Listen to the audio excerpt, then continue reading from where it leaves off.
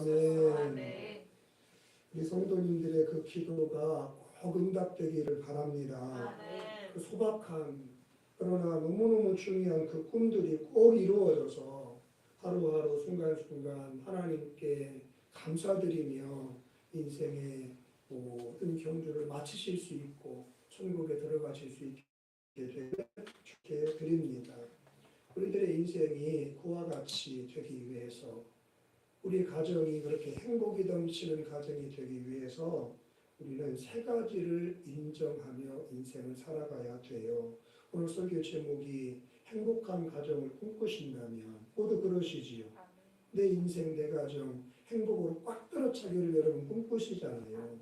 이 꿈이 이루어져서 내 입술에 내 마음에 감사와 찬송이 넘쳐나기 위해서는 세 가지를 인정하며 살아야 한다. 그 첫 번째가 뭐냐? 우리 가정은 하나님께서 친히 세우신 가정이심을 인정하실 수 있어야 됩니다. 성도님들, 우리가 사는 이 세상은 하나님께서 창조하신 작품입니다. 특별히 그 가운데 살아가는 인생들과 그 사람이 태어나서 어른으로 성장해가는 요람이 되는 이 가정은 하나님께서 손수 지으신 걸작품이에요. 창세기 1장 1절에 태초에 하나님이 천지를 창조하시니라 말씀하고 계세요. 이 세상은 우연의 산물이 아니에요. 어쩌다가 우주가 폭발해서 생겨난 것이 아니고 하나님께서 만드신 피조세계인 줄로 믿습니다. 하나님이 창조하셔서 있게 되었어요. 이 세상은 하나님의 작품이에요. 창세기 1장 26절을 보시면 하나님이 이르시되 우리의 형상을 따라 우리의 모양대로 우리가 사람을 만들고 그들로 바다의 물고기와 하늘의 새와 가축과 온 땅과 땅에 기는 모든 것을 다스리게 하자 하시고 여호와 하나님이 땅의 흙으로 사람을 지으시고 생기를 그 코에 불어넣으시니 사람이 생명이 된지라. 온 세상을 하나님이 만드셨을 뿐만 아니라 그 세상 가운데 살아가는 인생들, 사람들은 하나님께서 직접 흙으로 형상을 지으시고 그 코에 생기를 불어넣으시네 사람이 살아 움직이는 생명체, 리빙 비잉, 생명이 되었다. 온 천하 만물은 하나님의 지혜로 말씀으로 빛이 있으라. 해달별이 생겨나라. 꽃과 나무와 짐승들이 번창하라. 말씀과 지혜로 창조하셨고 사람은 직접 하나님의 손으로 도공이 도자기를 빚듯이 주부가 주방에서 음식을 만들듯이 흙을 뭉치셔서 사람 모양을 만드시고 그 코에 하나님 안에 충만한 생명을 불어넣으심에 살아 움직이는 존재가 되었다. 사람은 하나님이 특별히 만드신 작품 중에 작품이라는 말씀이에요. 나아가 마태복음 19장 5절 이하를 보시면 사람이 그 부모를 떠나서 아내와 합하여 그 둘이 한 몸이 될지니라 하신 것을 읽지 못하였느냐. 그런즉 이제 둘이 아니요 한 몸이니 그러므로 하나님이 짝지어 주신 것을 사람이 나누지 못할지니라 하시니라. 아멘. 여러분, 남편과 아내와 남편은요 하나님께서 맺어주신 인연이에요. 이 땅에 존재하는 모든 부부는 그리스도인 부부이든 불교도 부부이든 무슬림 부부이든 유교 부부이든 불신자 부부이든 이 땅에 남과 여자가 존재하는데 한 몸에 되어 부부가 되지요. 이 모든 부부는 하나님이 준비하신 거예요. 하나님이 짝지어 주신 것을. 아멘. 신앙 유무를 떠나서 모든 인간은 하나님이 창조하셨기 때문에 그 사람 한 사람에게 한평생 함께 살아갈 수 있는 짝을 붙여주시는 거예요. 이 땅의 모든 부부들 하나님께서 맺어주신 관계요 인연인 줄 믿으시기를 바랍니다. 나아가 시편 127편을 보시면 보라 자식들은 여호와의 기업이요 태의 열매는 그의 상급이로다. 아들, 딸, 자녀는요 하나님께서 주신 선물입니다. 부부가 결혼을 해서 밤을 지낸다고 해서 자녀가 태어나지 않습니다.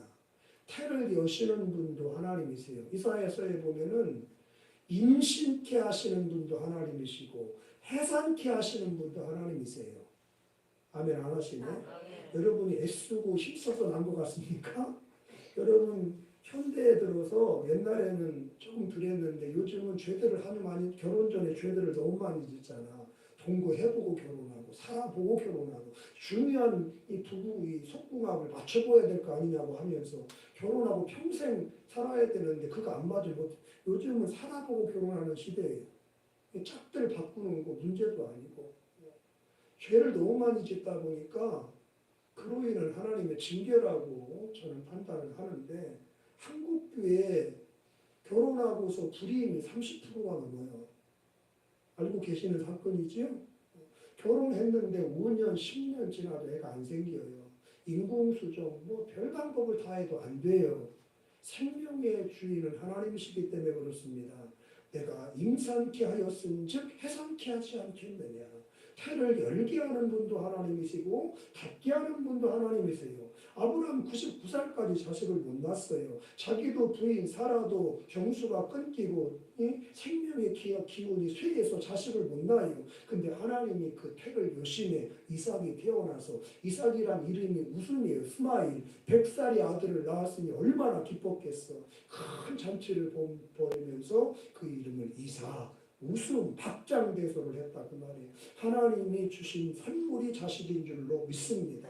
온 세상 하나님이 창조하셨어요. 사람 하나님이 직접 만드셨어요. 하나님의 형상대로. 모든 부부는 하나님이 만나게 하셔서 부부의 연을 맺어요. 태어나는 자식이 하나든 둘이든 셋이든 열이든 하나님이 주실 때 태어나고 주실 만큼 태어나고 주셔야 태어나요. 아멘. 크게 아멘. 자 여러분 제가 지금 여러분들에게 무슨 말씀을 드리고자 하는지 감이 오시겠습니까? 따라하시면 좋겠습니다. 우리 가정을 하나님이 만드셨습니다. 그 얘기를 드리고 싶은 거예요. 우리의 가정을 만드신 분은 하나님이시라 그 말이에요. 믿으시기를 축복합니다. 사랑하는 여러분, 저와 여러분들의 가정은 하나님께서 허락하셨고 인도하신 결과물입니다. 그리고 그 하나님은 절대로 실수하시는 분이 아니세요. 이것을 믿고 인정하며 주장하며 살아가야 가정생활하면서 힘들고 속상하고 아프고 괴로울 때가 있어도 포기하지 않고 인내하게 되며 힘든 일이 있어도 열심히 땀 흘려 노력하게 되고 그 결과 마침내 때가 되면 행복이 꽃 피어나는 행복이 열매 맺는 여러분이 꿈꾸던 그 가정이 선물로 짠 이루어지게 되는 줄 믿으시기를 주의 이름으로 축복합니다. 우리 부부는 하나님께서 묶어주신 인연이야. 우리 식구들은 하나님께서 묶어주신 소중한 가족이야. 우리 가정은 하나님께서 그 토대가 되어주셨어. 여러분 이것이 가족 구성원 각자에게 확신으로 다가올 때 그 가정은 어떠한 비바람이 닥쳐와도 흔들리거나 떠내려가는 일이 없는 반석 위에 세워진 복된 가정으로 우뚝우뚝 세워지게 되는 줄 믿으시기를 축복해 드립니다. 만약에 가족들 중 누구에서라도 그와 같은 확신이 없거나 흔들리게 된다면 그래서 남편이든 아내든 부모든 자식이든 우리가 부부된 것은 실수였어. 그때 다른 선택을 했어야 했어. 라는 식으로 생각을 하게 된다면 여러분 그런 가정은 언제고 깨어질 수밖에 없는 것입니다. 설사 파국에 이르진 않는다 하더라도 그 하루의 삶이 어떻게 행복할 수가 있겠습니까? 잘못된 만남이었더라고. 다른 선택을 했어야 한다라고 진작에 끝장을 냈어야 한다라고 그런 생각들을 가지고 있는데 우리가 부부가 된 것이 저 자식이 내 자식이 되고 저분들이 내 부모가 된 것은 이게 실수였어라고 하나님이 허락해 주신 가족이요 하나님이 만나게 하신 인연이라고 하는 확신이 없이 실수로 잘못돼서 선택을 그릇되게 해서 가족이 되고 부모가 됐다고 생각하는데 그 하루하루의 삶이 얼마나 힘겹고 고통스럽고 불행한 나날이 되겠느냐 그런 말씀이세요. 성도님들, 우리 가정은 하나님께서 세우셨다. 우리가 한 가족이 된 것은 하나님의 섭리요 사랑이시라. 여러분, 이것은 절대로 자기 최면이나 현실 부정이 아니세요. 정말 그런 것 같지 않은데 자존심 상하니까 그렇게 생각하면 서러우니까 자기에게 최면을 걸듯이 우리 부부는 하나님이 엮어주신 부부야. 우리가 한 가족 된 것은 하나님의 뜻이었고 사랑이어서 자기 부정이나 현실 도피가 아니라 그 말이에요. 그건 엄연한 팩트예요. 진리예요. 고린도전서 4장 7절을 보십시오. 누가 너를 남달리 구별하였느냐? 네게 있는 것 중에 받지 아니한 것이 무엇이냐? 네가 받았은즉 어찌하여 받지 아니한 것 같이 자랑하느냐? 하나님의 은사와 부르심에는 후회하심이 없느니라. 여러분, 하나님은 우리를 사랑하셔서 우리를 행복하게 하기 위해서 우리에게 가정을 허락하시고 가족들을 선물해 주신 줄 믿으시기를 바랍니다. 이것을 분명히 믿고 인정하고 감사하며 살 때 행복이 가득한 가정이 되기를 꿈꾸는, 행복한 인생이 되기를 소망하는 여러분의 그 바람이 현실로 이루어져서 여러분의 가슴과 입술과 삶에 감사가 떠나지 않는 행복의 주인공들 다 되실 줄로 믿습니다. 여러분들이 주신 가정이 부자도 있고 가난한 사람도 있어요. 아픈 사람도 있고 건강한 사람도 있고 하는 일이 잘 되고 있거나 힘든 일이 있거나 남편이나 자녀나 아내나 속상한 여러 가지 모습은 있을 수 있어. 그럼에도 불구하고 그 가정은 하나님께서 주신 가정이에요. 하나님이 허락하셔서 존재하고 있고 하나님이 보내주셔서 남편과 아내의 이름으로 부모와 자식의 이름으로 내 곁에서 가족으로 함께 살고 있는 거예요. 우리 가정을 세우신 이는 하나님이시다. 우리가 한 가족이 된 것은 하나님의 뜻이야. 이 확신이 있을 때 힘들어도 인내하게 되고 부족한 것이 있지만 원망 대신 노력하게 되며 서로서로 하나님이 주신 선물이라고 하는 하나님께로부터 온 선물이라고 하는 믿음이 있기 때문에 잘해주고 싶고 잘하게 되고 용서하게 되고 배려하게 되고 할렐루야. 행복이 거기서부터 싹트기 시작한다는 거 꼭 기억하시면서 함께 따라합시다. 우리 가정은 하나님이 세우셨습니다. 우리 식구들 하나님이 주신 선물입니다. 그렇게 아멘 하세요. 아멘. 이 확신 흔들리면 어려움이 올 때 깨져요. 다른 생각을 하게 돼요. 꼭 이 확신 위에 가정을 세워나가시는 여러분들 되시기를 바랍니다. 두 번째로 여러분들의 가정이 행복하기를 꿈꾸신다면 이 세상에는 완벽한 가정은 존재하지 않는다. 이 사실을 인정하셔야 합니다. 여러분, 이 땅의 모든 가정은 예외 없이 사람으로 구성되어 있지요. 남편, 아내, 부모, 자식, 형, 동생, 언니, 동생 이런 식으로 사람이 모여서 가정을, 패밀리를 구성하게 됩니다. 여러분, 그리고 물론 요즘은 보니까 개나 고양이도 가족의 일원으로 대접을 받는 이상한 시대가 되었어요. 옛날에는 집 지키고 잔치 때 잡아먹고 식량이 부족할 때 계란 나서 먹고 말이죠. 누구 생일 때 잡아 이렇게 식육 내지는 어떤 농사일을 돕는 이런 용도로 가축들을 이렇게 기르고 그랬는데 요즘은 애완견이라고 말써도 이제 원신 대접받아. 이제 반려견이야. 반려견. 남편과 아내가 반려자듯이 개, 고양이, 심지어 돼지도 키우더라고. 악어 새끼도 키우고. 반려견, 반려묘 그래야지 애완견 그러면 금성에서 와서 이렇게 쳐다봐. 반려견이야, 반려견. 이상한 시대가 되었어요. 가족의 일원으로 대접받는 짐승이 식구야.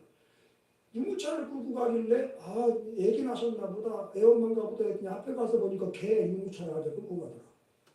개 유모차가 있어. 참. 개집이 따로 있고 개 옷 입혀. 양말 신기고. 나는 키우더라도 그렇게 안 할 거야. 응? 개, 고양이가 가족의 일원으로 인정받고 대접받는 묘한 시대가 되었습니다마는 변하지 않는 사실은 그것들이 사람은 아니라는 것입니다. 영혼이 없어요. 인격체가 아니라 단순히 정신만 존재하는 생명체이기 때문에 반려견, 반려묘, 짐승들은 죽어서도 천국에 들어가지를 못합니다. 그 주인된 그 가족된 사람들이 가족으로 인정하고 사랑해주면 아무리 아껴주고 아무리 사랑을 하고 아무리 정성을 쏟아보아도 그 개 고양이는 죽으면 흙으로 돌아가고 천국에 못 가요. 절대로 천국에 못 가요. 죽는 순간 그토록 사랑해줬던 주인과 이별하고 마는 거예요. 전도서 3장을 한번 보시겠습니다. 인생들의 혼은 위로 올라가고 짐승의 혼은 아래 곧 땅으로 내려가는 줄을 누가 알려? 성경이 아니면 창조자 하나님이 아니면 개 고양이는 죽어서 흙으로 끝나버리는 거예요. 지옥도 안 가 영혼이 없어서 천국 지옥은 영혼을 가지고 있는 사람만이 가는 곳이에요. 여러분 그렇다고 오해는 하지 마시기 바랍니다. 그러니 반려동물을 키우지도 말고 사랑하지도 말라고 하는 얘기를 하는 게 아니에요. 기독교 세계관은 그와는 정반대입니다. 하나님은 천지 만물을 창조하시고 그 지으신 피조물들을 다스리고 정복해야 될 사명을 사람에게 맡겨 주셨습니다.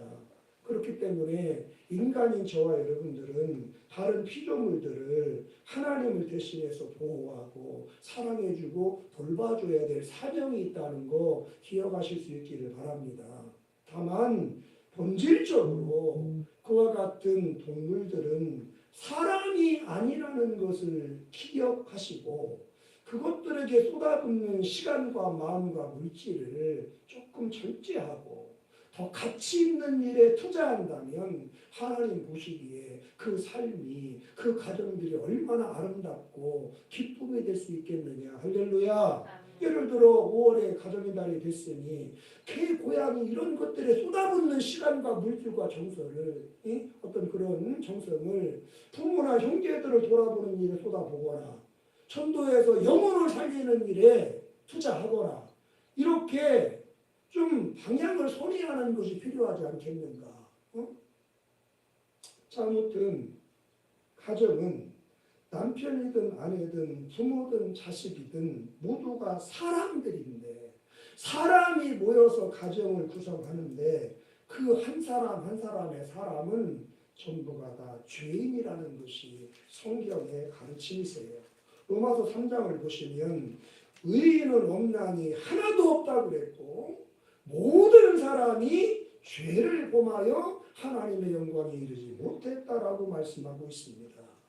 어느 가정이든 사람들이 그 구성원인데 그 구성원 하나하나가 다 죄가 있다는 거야.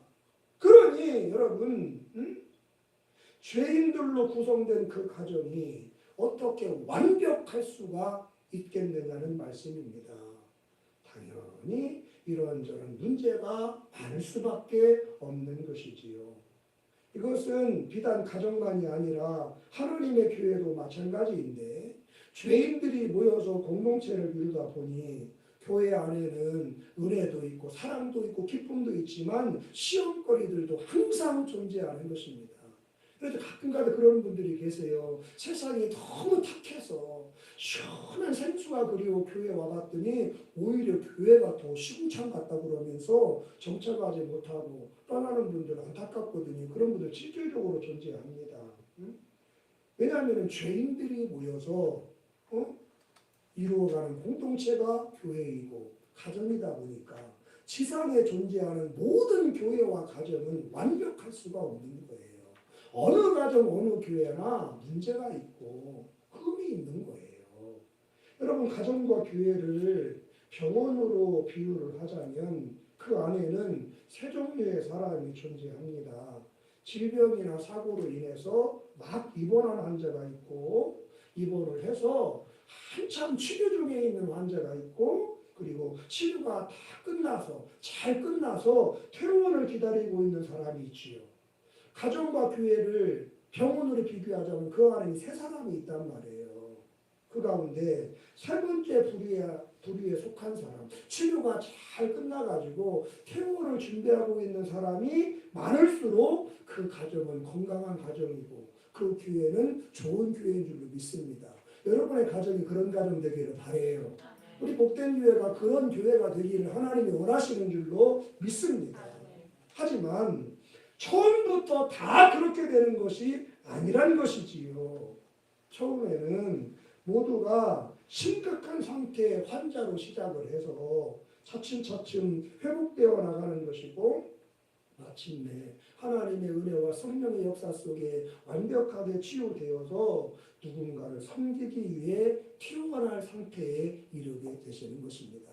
어린아이로 시작해서 청소년, 청년, 중년, 노년에 이르기까지 인간이 성장해 가듯이 교회도 가정도 다 그런 것이에요. 그러므로 사랑하는 여러분들, 내 남편이 우리 집의 가장이 우리 아버지가 완벽한 사람이 아닌 것을 인정하고 받아들이셔야 됩니다. 내 아내가 우리 자식들이 우리 부모님이 내 새끼지만 나를 낳아준 부모님이지만 부족한 사람인 것을 실수가 많고 인격과 기질과 성품이 각이 좁고 뾰족하고 문제가 많은 존재임을 인정하고 수용하실 수 있어야 돼요. 속상하지만 내 식구가 그런다는 게 안타깝지만 그렇게 하셔야만 합니다. 왜냐하면 그것을 받아들이지 못하면 우리 가정이 완벽하지 않다.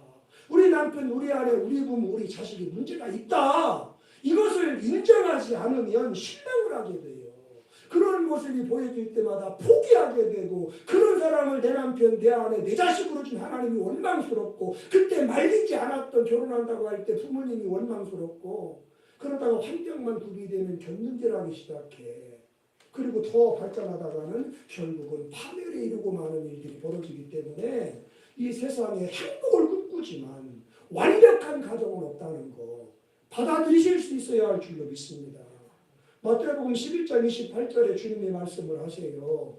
수고하고 무거운 짐진 자들아 다 내게로 오라 내가 너희를 쉬게 하리라. 나는 마음이 온유하고 겸손하니 나의 멍에를 메고 내게 배우라. 그리하면 너희 마음이 쉼을 얻으리니 이는 내 멍에는 쉽고 내 짐은 가벼움이라 하십니다. 여러분 우리 주님 쉬게 하시는 분이십니다. 우리에게 평안을 주시고 기쁨을 주시고 만족을 주시고 행복을 주시는 좋으신 목자이신 줄로 믿으시기를 바랍니다. 다만 자기가 수고하고 무거운 짐을 지고 있는 그래서 치료와 회복이 필요한 상처받은 영혼임을 인정하고 주님 앞에 믿음으로 나오는 사람들에게만 그와 같은 위로와 안식과 치유를 주시는 분이신 것을 꼭 기억하실 수 있게 되시기를 주님의 이름으로 축원합니다.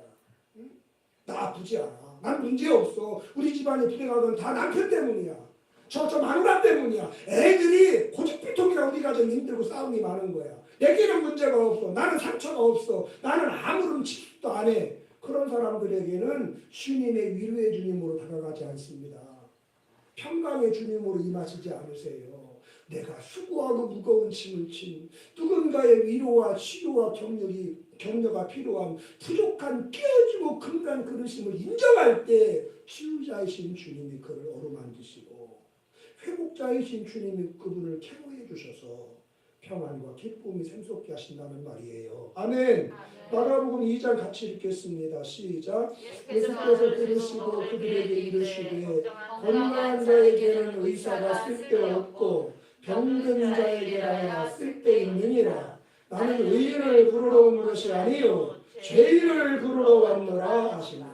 주님 만나야 천국 가고 주님 만나야 은혜 받고 주님 만나야 응답과 기적이 오고 치유가 오고 행복한 인생 복된 가정이 되는데 주님은 누구를 만나세요? 자기가 병든 자임을 인정하는 사람, 자기가 죄인인 것을 시인하는 사람, 그들에게 주님은 구원자로 치유자로 다가가셔서 그의 인생을 리카버링 시켜주심으로 행복한 생의 주인공으로 세워주시는 줄 믿으시기를 바랍니다.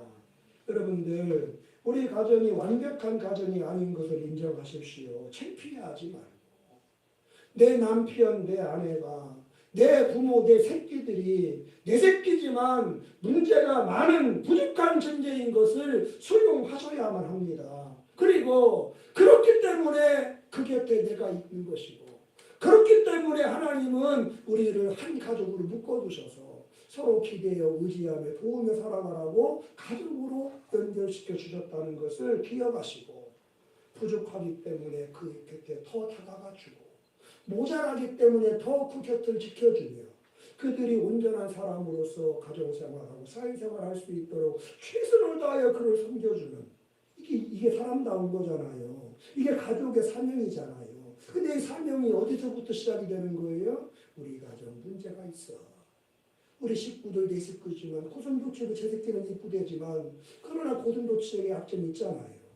내 아들, 내 딸, 내 남편, 내 부모에게 문제가 있어. 속상한 일이지만 받아들일 때 주님 앞에 나아가서 은혜를 구하게 되고 그래서 하나님은 나를 저 사람에게 아내로 남편으로 보냈나 보구나 깨달아지는 거예요. 그래서 포기하고 원망하는 대신 최선을 다해 그를 섬겨주고 그 곁에 머물러 줌으로 말미암아 마침내 하나님이 원하시는 행복한 가정이 완성되어지고 할렐루야. 그 가운데에서 이렇게 행복한 가정생활하게 하신 하나님을 만나는 여러분이 되실 줄로 믿습니다. 점점 온전해가는 가정이 되시고 점점 행복하게 가시는 가족들이 되시기를 바랍니다. 마태복음 9장 13절에도 주님 말씀을 하세요. 너희는 가서 내가 긍휼을 원하고 제사를 원치 아니하노라 하신 뜻이 무엇인지 배우라. 나는 의인을 부르러 온 것이 아니요 죄인을 부르러 왔노라 하시니라. 세 번째, 행복한 가정을 꿈꾸신다면 하나님은 우리 가정이 회복되기를 원하신다는 것. 그래서 우리 가정이 행복한 가정이 되기를 소원하신다는 것, 이거 인정하며 사셔야 합니다. 여러분, 하나님께서 우리에게 가정을 허락하신 목적은 우리들의 행복입니다. 행복하게 살아가는 우리들을 바라보면서 기뻐하시고 만족해 하시며 영광받기를 원하셔서 우리에게 가정을 주시고 가족을 주신 겁니다. 하나님은 우리를 지으신 분이고 우리를 너무너무도 사랑하시는 우리의 창조자이시며 하늘에 계신 아버지가 되시기 때문에 그렇습니다. 너무너무 사랑하시는 자녀이다 보니까 우리들이 행복하게 살기를 원하는 거야. 혼자 외롭게 고민하며 쓸쓸하게 살아가는 거 보고 싶지 않는 거야. 어떤 부부가 자식이 불안하게 사는 걸 보고 싶겠어요. 행복하게 살고 싶은 걸 원하지. 여러분 그게 여러분의 가정을 바라보시는 하나님의 마음이라는 거 기억할 수 있기를 바랍니다.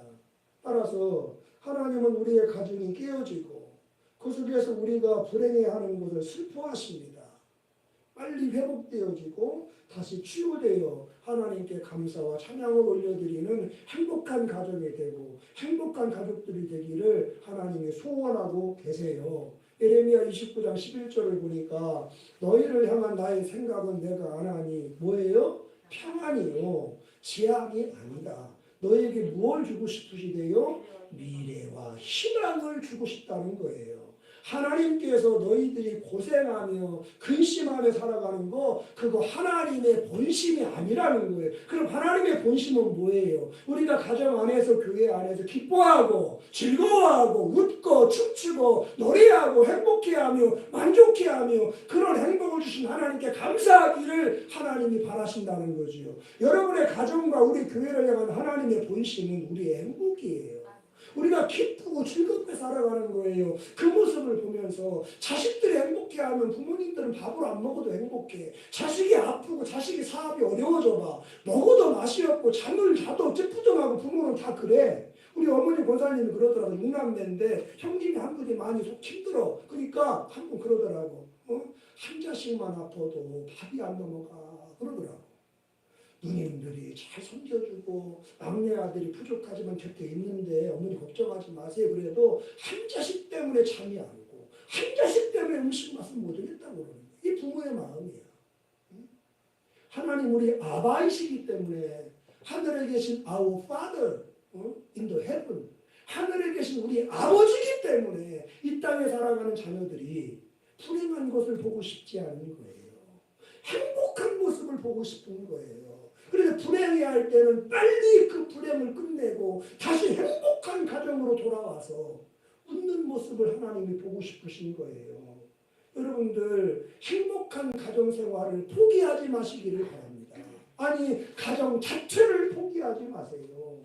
가족들을 외면하거나 가정생활에서 벗어날 생각을 하지 마시기를 바랍니다. 그것은 무책임한 행동이고 나를 우리 가족들 곁으로 보내신 하나님의 섭리를 부인하는 죄가 된다는 것을 명심하실 수 있는 가정의 달 첫 주일이 되시기를 바랍니다. 물론 여러분들이나 저나 사람인지라 살다 보면 가정생활이 권태롭고 힘겨울 때가 있습니다. 가족들과 함께 어우러져 산다는 것이 여간 피곤하고 스트레스가 될 때가 있어요. 그래서 탈출하고 싶고 독립을 해서 혼자 자유롭게 살고 싶기도 하고 그래요. 안타깝지만 얼마든지 있을 수 있는 일이고 이해도 되는 일입니다. 하지만 여러분, 가정이 싫다고 가정 자체를 거부하거나 외면해서는 안 되실 줄로 믿습니다. 우리의 존재의 기원이 그 가정이고 상처도 받지만 치유가 일어나는 것도 가정이기 때문에 그렇습니다. 괴롭기도 하지만 행복하기도 한 곳이 가정이에요. 새가 하늘을 떠나서는 참으로 자유로울 수 없고 물고기가 물을 떠나서는 진정으로 행복할 수가 없듯이 사람은 종종 힘들고 서럽고 괴로울지라도 가정 안에 머물 때 가족들과 함께 부대끼며 살아갈 때 비로소 만족하고 행복하도록 지음받은 존재라는 것을 기억하시는 성도님들 되시기를 바랍니다. 그래서 하나님은 태초에 사람을 창조하시고도 혼자 지내는 모습을 보면서 안 되겠구나. 혼자 지내니 저 녀석을 이루어하는구나. 죄가 없고 사망이 없던 에덴 동산에서도 천국 같았던 낙원에서도 행복해하지 못하는 왜? 혼자 사니까. 그래서 아담에게 갈비뼈를 취하여 배우자 하와를 지어 부부가 되게 하셨고 그 사이에서 자식들이 태어나 가정을 꾸리게 하신 줄로 믿습니다. 행복하게 살아가려면 가정이 필요한 거예요. 다툼이 있지만 원망이 있지만 오해도 생기고 불편하고 때때로 혼자 살고 싶은 막 독립하고 싶은 마음이 스물스물 올라올 때도 있지만 그래도 가정을 지켜야 돼. 가정 안에서만이 자아가 인적이 성장하고 참된 사람이 될 수 있고 행복을 할 수 있도록 하나님은 그렇게 사람을 지었기 때문에 그래요. 창세기를 한번 보시겠습니다. 시작. 여호와 하나님이 이르시되 사람이 혼자 사는 것이 좋지 아니하니 내가 그를 위하여 돕는 배필을 지으리라 하시니라. 아멘. 사람이 혼자 사는 것이 좋아요, 안 좋아요? 안 좋아요. 같이 살다 보면 걸리는 것도 많아요. 지어야 할 짐도 많고 세상에 어떤 남자, 어떤 여자, 어떤 부모, 어떤 자식이 인생을 살면서 가정생활하면서 혼자 있으면 좋겠다. 목사님 저도 일주일 정도 이제 훌쩍 떠났다 고 싶기도 해. 예배만 없다면 그러고 싶어. 누구나 다 그럴 수 있어. 그런데 함께 함으로써 불편하고 부담되고 힘겨운 것도 있지만 함께 하기 때문에 행복한 것이 더 커요. 사람은 혼자서는 온전한 인격체로 자라갈 수 없어요. 학교로 애 다녀요. 지식 얻으려고 세상에 나가봐. 결혼해서 직장 생활하면 전공 지식으로 사는 거 아니야. 지혜만 있으면 돼. 학교를 가는 것은 인간관계를 배우는 거야.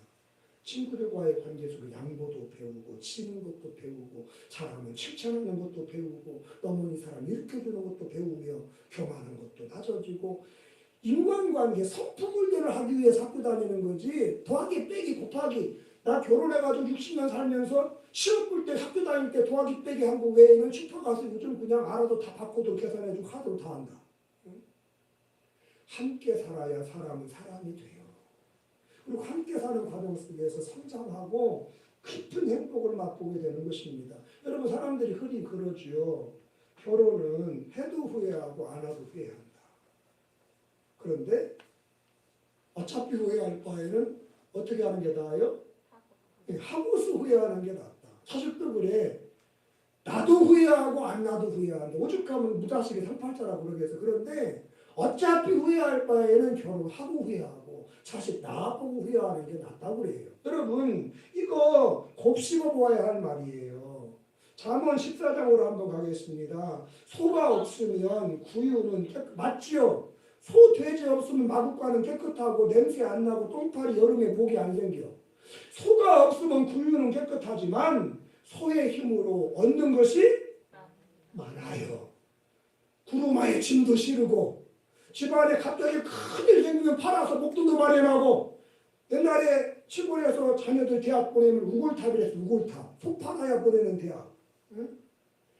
소가 없으면 염을 줄 일도 없고 꼴배다 먹일 일도 없고 똥 치울 일도 없고 냄새도 안 나고 모기도 편해. 그런데 소가 있으면 할 일이 많지만 그 소 때문에 얻는 게 많다 그 말이에요. 응? 두 사람이 한 사람보다 나으면 그들이 수고함으로 좋은 상을 얻을 것입니다.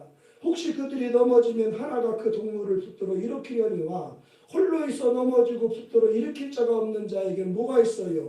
화가 있으리라. 또 두 사람이 함께 누우면 따뜻하지만 한 사람이면 어찌 아파도 진통제 사다 주는 사람도 없어.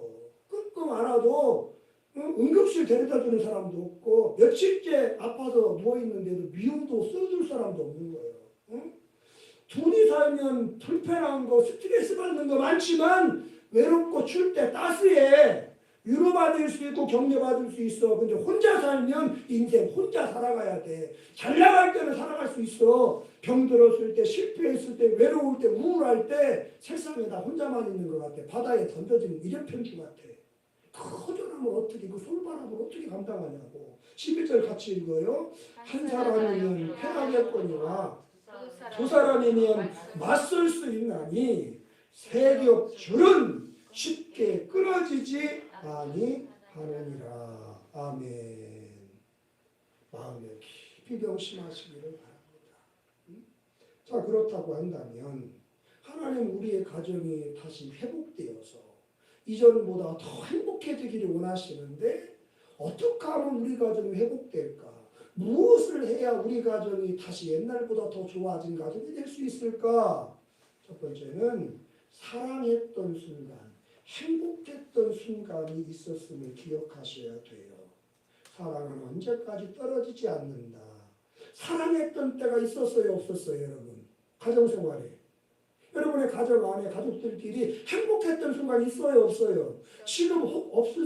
지금은 행복하지 않다 하더라도 지난날 어느 순간은 분명히 좋았던 때 있을 거 아니야. 행복했던 때 있었을 거 아니겠습니까? 응? 여러분 우리 가정이 지금 불행하다 하더라도 그때는 생각해봐요. 저와 여러분에게 옛날에는 행복한 때가 있었는데 사랑했던 때가 있었는데 그때는 그에게 허물이 있었지만 그 허물이 문제가 됐어요, 안 됐어요? 안 됐지요. 얼마든지 행복할 수가 있었고 충분히 행복했어요. 허물이 있었지만 그 허물이 내 인생의 불행의 이유가 안 됐다는 거야. 그 사람에게 문제가 많았지만 얼마든지 그와 함께 행복하게 살아본 적이 있었어. 충분히 행복했어. 어떻게 그게 가능했어요? 그 사람의 장점을 주목하였기 때문에 그렇습니다. 사랑하면 콩고풀이 낀다고 그러잖아, 눈에. 그래서 결혼하는 거예요. 부모님 보기에는 능력도 없어 보이고 성격도 없어 보이고 실력도 없어 보이고 모자라고 투성인데 우리 딸은 이 사람 같은 사람이었다 결혼한대. 자식 이기는 부모가 없으니까 허락해서 결혼을 하지만 부모가 보기에 제3자가 보기에 키도 작고 눈도 찢찢었고 월급도 300만 원도 못 받고 어떻게 결혼에 마누라 법에 담을지 모르겠고 모자란 거 투성인데 이 사람 같은 사람 없다고 그래가지고 허락했어. 그럼 행복하게 살아. 그렇게 문제가 많은데도 왜 단점이 안 보이는 거야. 내 남자 내 여자의 장점 훌륭한 점만 보이기 때문에 그 사람과 사랑하며 살았고 사랑했기에 행복했던 거예요. 그런데 지금은 자꾸만 그의 실수가 보이고 그의 허물이 문제가 돼요. 그래서 그 사람이 그 실수, 그 문제, 그 부족 때문에 내 인생이 힘들고 불행하다라는 생각이 드는 거예요. 여러분 무엇이 문제인가요? 그 사람이 변했기 때문입니까? 그 사람이 배신한 것입니까? 아니잖아요. 그와 함께 살아가는 내가 달라진 것입니다. 옛날에는 장점만 보이고 좋은 점만 보이고 훌륭한 것만 보이고 칭찬만 했는데 이제는 실수가 보이고 자꾸만 단점이 보이고 칭찬보다는 잔소리가 많고 기다려주기보다는 채권하기가 일쑤고 내가 달라진 거예요. 그래서 그 사람과 옛날에는 그때도 문제가 많은 사람이었는데 그 사람과 행복했어. 근데 지금은 세월이 지났으니까 그도 성숙해 줄 텐데 그때보다는 훌륭한 사람이 됐을 텐데 오히려 더 불행한 건 뭐냐고. 내 눈에 단점이 보이는 거야. 내 입술에 칭찬이 사라져 버리는 거야. 거야. 잔소리밖에 남아있지 않는 거야. 응? 여러분, 다시 그에게 집중하십시오. 다시 그 사람의 훌륭한 부분만 바라보십시오. 그러면 다시 사랑할 수 있어요. 다시 행복해질 수 있어요. 하나님 우리 가정이 회복되기를 원하십니다. 방법 첫 번째 말씀드린 거예요. 너 행복했던 그때를 돌이켜봐라. 그때는 너에게 칭찬밖에 없었어. 그때 네 눈에는 그 사람에게 장점만 보였었어. 다 네가 십자가 졌어. 다 네가 희생했고 네가 참았고 그럴 때 너 행복했어. 그런데 살다 보니 네가 자꾸 너를 주장하기 시작하더구나. 응? 칭찬보다는 책망이 많아지더구나. 장점보다는 모자란 부분을 꼬집기 시작하더구나. 너 돌아봐라. 네 하루 동안의 삶에 칭찬이 있는지 격려가 있는지 잘했다고 말하는 부분이 있는지 훌륭하다고 말해주는 게 있는지 없어서 너는 불행한 거야. 지금 그 사람과 그가 부모든 배우자든 자식이든 지금 네가 불행하다면 옛날에 그 사람과 너는 행복했어. 이해되십니까? 왜 행복했는지를 돌아보고 주여 옛적 같게 하옵소서. 누가? 내가. 아멘. 그러면 다시 회복되는 역사 나타날 줄로 믿습니다. 두 번째, 행복이 회복되려면 과거를 청산할 줄 아셔야 돼요. 용서에 대한 말씀을 드리는 거예요. 여러분, 사람은 누가 되었든 일평생을 사랑만 하면서 살 수는 있어요, 없어요? 없어요. 자식이든 배우자든 부부든 누가 되었든 한평생을 사랑만 하며 살아갈 수는 없어요. 자이든 타이든 상처를 주기도 하고 받기도 하며 우리는 가정생활을 하게 되는 것입니다. 여러분, 그때 사랑받은 것은 기억하고 감사하십시오. 그러나 상처받았던 것, 섭섭했던 것은 용서하고 잊어버리시는 여러분 되시기를 바랍니다. 그래야 가정이 회복됩니다. 남편에게, 아내에게, 부모에게, 자식에게 받았던 상처, 섭섭함, 곱씹고 말만 나오면 전설의 고향 2500회째 재방송이야. 그 사람 절대로 행복할 수 없을 뿐만 아니라 그 사람과 살아가는 가족들이 행복할 수 없어요. 왜? 상처받은 것만을 되새김질 하니까. 좋았던 순간을 곱씹어야 되는데 남편에게 상처받은 거, 자식에게 배신당한 거, 아내에게 섭섭한 거, 그것만 입만 열었다면 곱씹고 옛날 카세트 테이프 반복하듯이 어떻게 그 가정이 건강하고 행복할 수 있겠어요? 상처받은 것은 누구나 말씀드려요. 누구나 상처 준다고 했어요. 누구나 상처 받아요. 주었든 받았든 준 것은 용서를 구하고 받은 것은 용서하고 털어버리시는 그때 여러분의 가정의 행복이 다시 회복되기 시작한다는 거 깊이 새기실 수 있기를 주의 이름으로 축복합니다.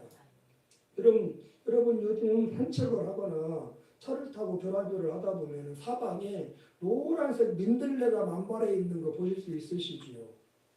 그것들 가운데 좀 일찍 핀 친구들은 벌써 하얀 홀씨를 사방에 날려보내고 있더라고요.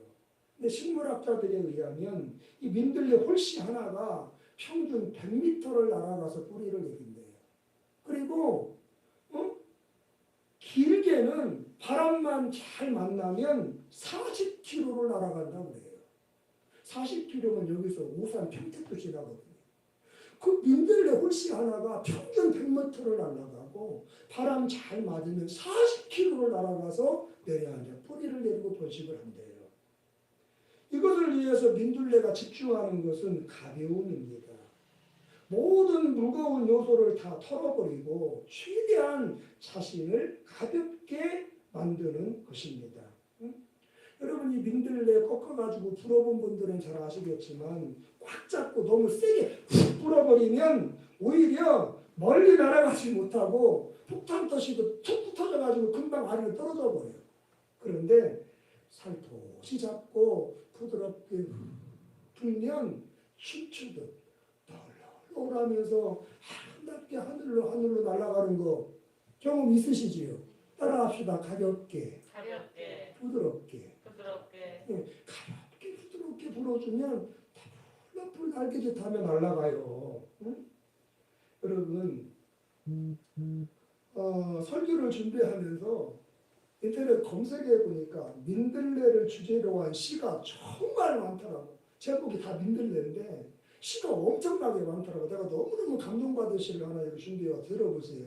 유시화 시인이 쓴 민들레라고 하는 시인데, 민들레 홀씨처럼 높지도 않고 낮지도 않게 그렇게 세상의 강을 건널 수는 없을까.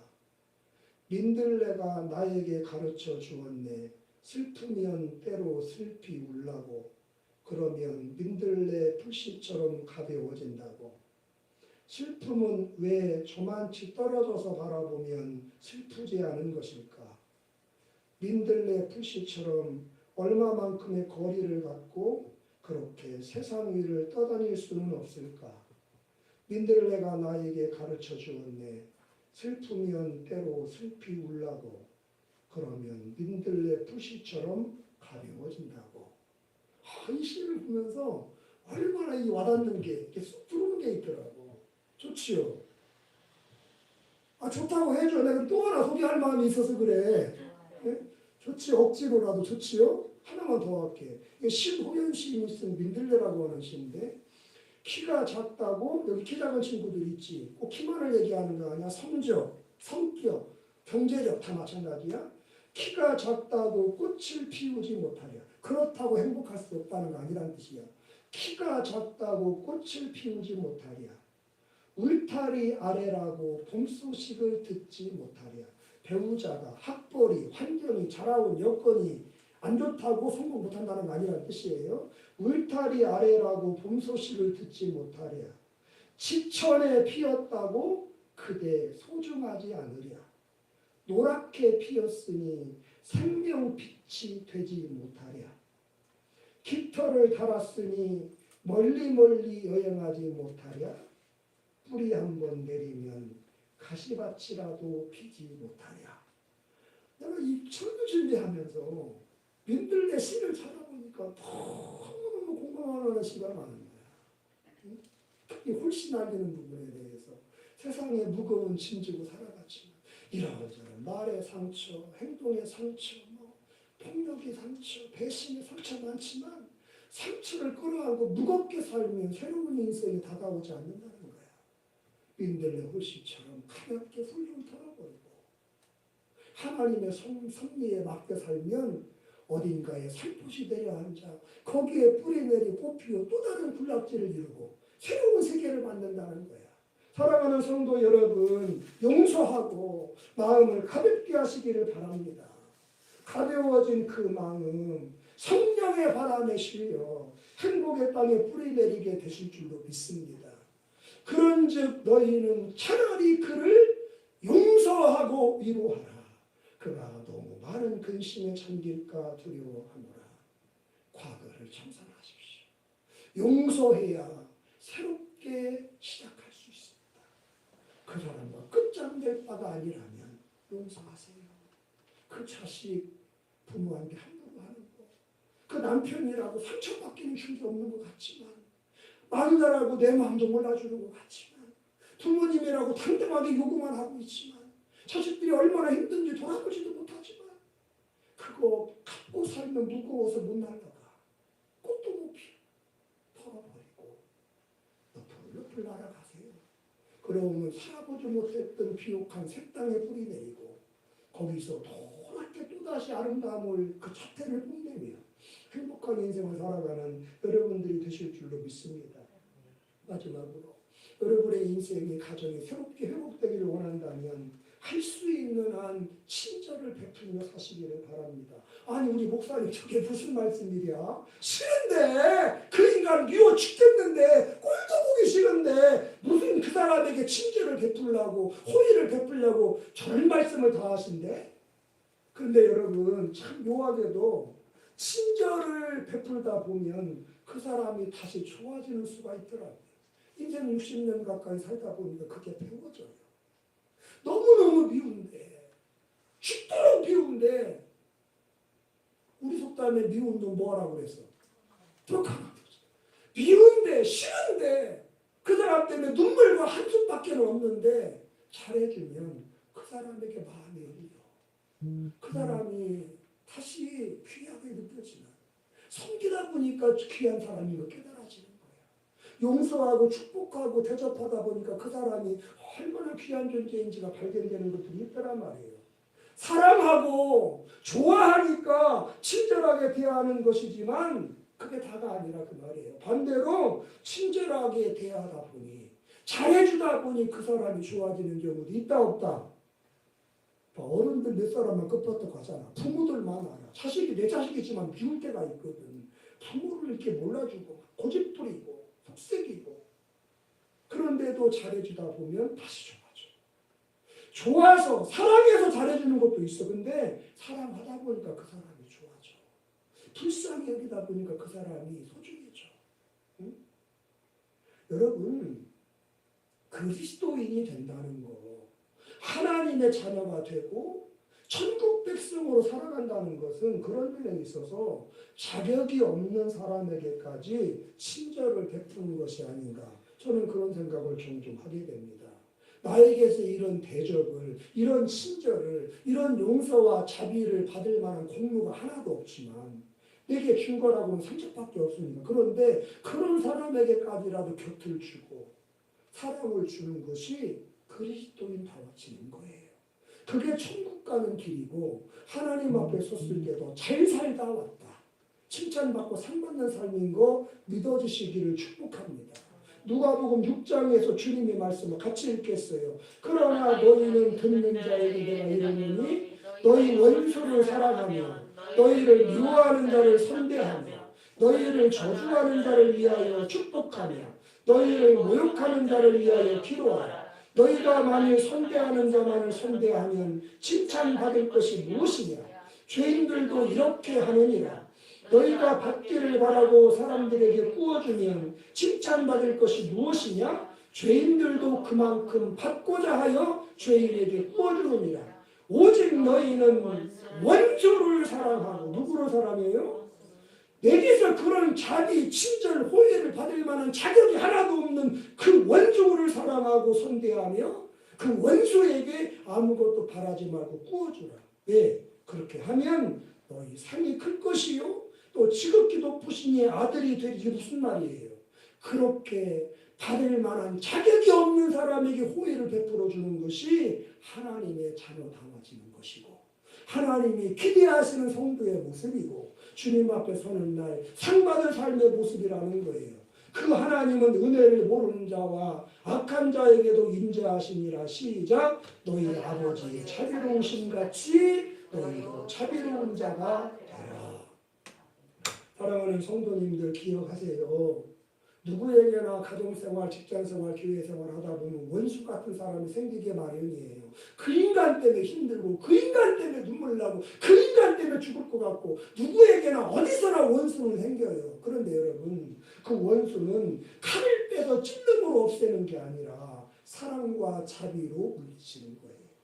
원수는 죽여서 갚는 게 아니에요. 사랑으로 품어서 갚는 것이지. 우리 주님께서 보여주신 모범적인 삶이 바로 그러했어요. 로마서 5장 7절입니다. 의인을 위하여 죽는 자가 쉽지 않고 선인을 위하여 용감히 죽는 자가 혹 있거니와 우리가 아직 죄인 되었을 때에 그리스도께서는 우리를 위하여 죽으셨다. 그래서 우리를 얼마나 사랑하시는지 하나님의 사랑을 우리에게 나타내 주셨다. 할렐루야. 그러므로 사랑하는 여러분, 할 수 있는 한 가족들에게 친절하게 대하십시오. 아버지가 어머니가 너무너무 싫고 밉더라도 그놈의 새끼가 왼수 같다 하더라도 미워지고 싫어질수록 더욱더 그들에게 자비롭게 친절하게 호의를 베푸시는 선을 베푸시는 여러분 되셔야 할 줄로 믿습니다. 아까도 얘기했지만 미운 자식 떡 하나 주는 이유는 바로 거기 있는 것입니다. 이미 싫어진 사람에게 이미 미워진 사람 오만정 다 떨어지고 내가 경제력만 삼기면 이 집 뛰쳐나가 버릴 거야. 독립할 거야. 절대로 결혼하면 아빠 엄마는 보러 오지도 않을 거야. 혼자 사는 게 편해. 그렇게 이미 싫어진 사람에게 어떻게 우리가 그렇게 친절과 사랑을 베풀 수 있냐고요? 따라합시다. 불쌍히 여기라. 그게 답이에요. 그게 비결이에요. 긍휼히 여기는 마음을 품으십시오. 그러면 그런 사람에게도 다가갈 수 있고 그런 사람인데도 호의를 베푸는 여러분이 되실 줄로 믿습니다. 에베소서 4장 31절입니다. 너희는 모든 악독과 노함과 분냄과 떠드는 것과 비방하는 것을 모든 악의와 함께 버리고 서로 친절하게 하며 불쌍히 여기며 서로 용서하기를 하나님이 그리스도 안에서 너희를 용서하신 같이 하라. 불쌍히 여기면 그런 사람에게도 친절을 베풀게 되고 그 사람이 불쌍히 여겨지면 그가 내게 행한 일이 아무리 크더라도 그 사람 용서할 수 있어야 된다 그 말이에요. 가운데 불쌍히 여기는 말이 앞뒤로 있는 말을 이끌어주고 있어요. 응? 여러분 생각해 보세요. 얼마나 불쌍한 사람입니까? 자기 배우자에게마저 인정받지 못하고 자기 가족들에게까지 상처를 주는 사람이 얼마나 불쌍한 영혼인가요? 자기의 말과 행동이 가족들에게 얼마나 큰 상처가 되는지도 모른 채 자기는 잘 살고 있다고 가장 역할, 아내 역할, 엄마 역할 똑바로 하고 있다고 자식들이 다 하고 있다고 살고 있으니 참으로 딱한 인생이 아니겠냐 그 말이에요. 얼마나 불쌍합니까? 내 마누라, 내 남편, 내 부모, 내 자식에게도 인정받지 못하고 행복하게 해줘야 될 가족들을 마음을 상처투성이를 만들어 놓고 있는 사람처럼 불쌍한 사람이 어디 있어요? 불쌍한 거예요. 미워하기 전에 불쌍한 사람인 줄 알고 긍휼히 여기시는 여러분 되시기를 바랍니다. 불쌍하다, 딱하다 그러면 다가가게 되더라고. 너무너무 그 사람이 싫은데 자꾸 그러니까 그 상처가 너무너무 아픈데도 불쌍히 여겨지면은 용서가 되더라고. 따라합시다. 그래도 가족이다. 가족의 달 이거 명심하세요.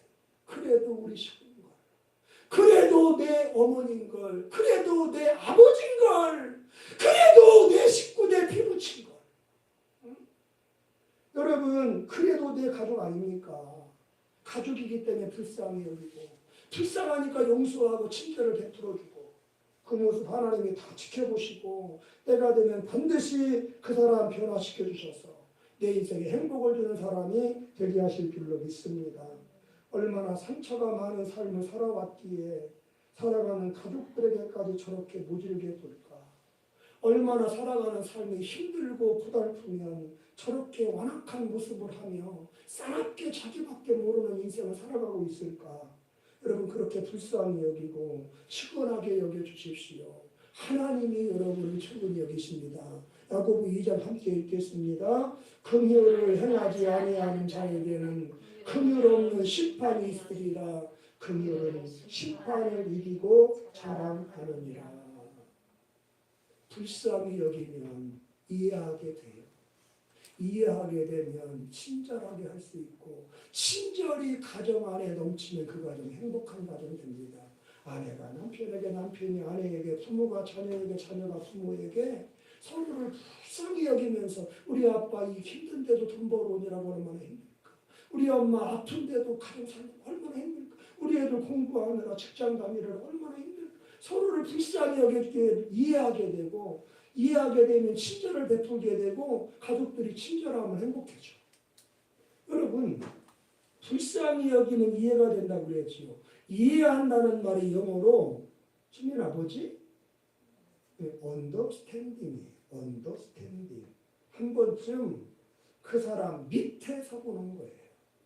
항상 그 사람 위에서 그를 판단하고 잔소리하고 정지하고 코치해 주려고 하니까 문제가 생기는 거야.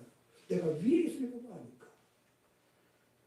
낮은 자, 그 사람보다 낮은 곳에 한번 서보는 거예요. 역지사지의 마음으로 그 사람의 입장이 한번 되시는 겁니다. 그러면 불쌍히 여겨져요. 용서할 수 있게 되고 친절을 베풀 수 있게 되는 힘이 내 안에서 콸콸콸콸콸 신출수가 터져나오듯이 솟구쳐 오르는 걸 느끼며 그 힘으로 가정을 회복시켜 나갈 수가 있는 것입니다. 그런 여러분 되시기를 바랍니다. 로마서 12장 함께 읽는 것으로 오늘 설교 마치겠습니다. 내 사랑하는 자들아 너희가 친히 원수를 갚지 말고 하나님의 진노하심에 맡기라. 기록되었으되 원수 갚는 것이 내게 있으니 내가 갚으리라고 주께서 말씀하시니라. 네 원수가 줄이거든 먹이고 목마르거든 마시게 하라. 그리함으로 네가 숯불을 그 머리에 쌓아놓으리라. 악에게 치지 말고 손으로 악을 이기라. 당신이 그랬으니 나도 이렇게 하는 게 당당해! 그러지 말고 그 치는 거야. 불쌍히 여기고 친절하게 베푸세요. 힘들겠지만 그래야 가정 회복되고 행복한 가정 됩니다. 악에게 치지 말고 손으로 악을 이기라. 기도하겠습니다. 하나님, 행복한 가정을 누군들 꿈꾸지 않겠습니다마는 꿈꾸는 것으로 끝나는 가정이 있고 꿈이 현실이 되어서 천국 같은 생활하다가 영원한 천국 가는 가정도 있습니다. 우리 가정 하나님이 세우신 가정임을 인정하고 우리 가정에도 문제가 있음을 인정하고 하나님은 우리 가정이 다시 회복되어 행복하기를 원하신다는 거 붙들고 살면 우리는 꿈을 이룰 것입니다. 그렇게 살아가는 우리가 되게 하시옵소서. 예수님의 이름으로 기도합니다. 아멘. 감동 드리겠습니다.